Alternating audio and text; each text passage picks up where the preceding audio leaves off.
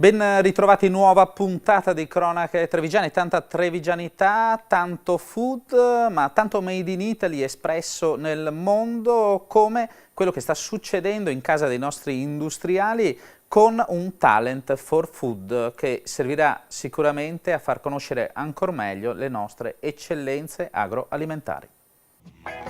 40 food blogger, 24 imprese partecipanti del settore alimentare, vinicolo e distillati e 2 province, Padova e Treviso. Sono questi i numeri di Talent for Food, primo contest nazionale dedicato alla filiera agroalimentare e organizzato da Assoindustria Veneto Centro. Obiettivo dell'iniziativa è esaltare i sapori DOC e promuovere sui social il buon cibo e vino di Treviso, Padova e del Veneto. Questo progetto alimentare con il matrimonio del vinicolo, con il matrimonio dei distillati, diventa un calcio d'inizio di quelle che sono le attività congiunte delle due territoriali, quindi Padova e Treviso. Abbiamo un'edizione con una presenza di oltre 20 aziende, andremo a toccare una quarantina di food blogger a livello nazionale, quindi andremo a prenderli su tutte le varie regioni dell'Italia e daremo a loro la libertà di poter utilizzare i nostri prodotti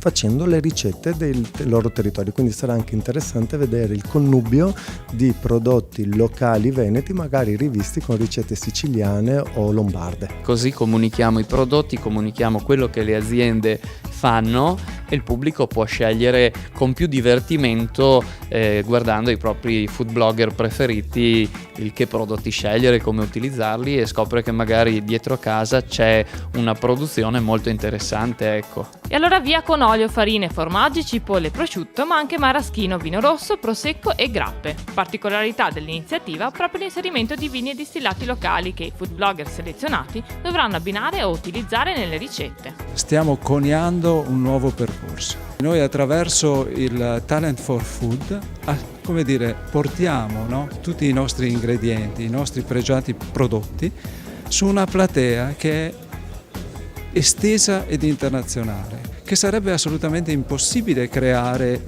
all'interno delle proprie aziende. Un'iniziativa che vede la collaborazione di IDF, Accademia delle Professioni e dell'Associazione Italiana Food Blogger, realtà in continua crescita, sempre più coinvolta nel mondo della comunicazione agroalimentare. Quello che noi come associazione facciamo di diverso è proprio quello di fornire dei professionisti, cioè degli appassionati, ma che hanno tutta una serie di strumenti che consente loro di dialogare in maniera corretta con le aziende. Concretamente si tratterà di ricevere, una volta selezionati, una mystery box, e all'interno ci sono tutta una serie di prodotti semilavorati, prodotti da sviluppare completamente, con i quali preparare un piatto che abbia le caratteristiche della loro cioè della tradizione regionale, quindi il Veneto che si trasferisce lungo tutta la penisola e diventa protagonista di una serie di piatti però di tradizioni diverse.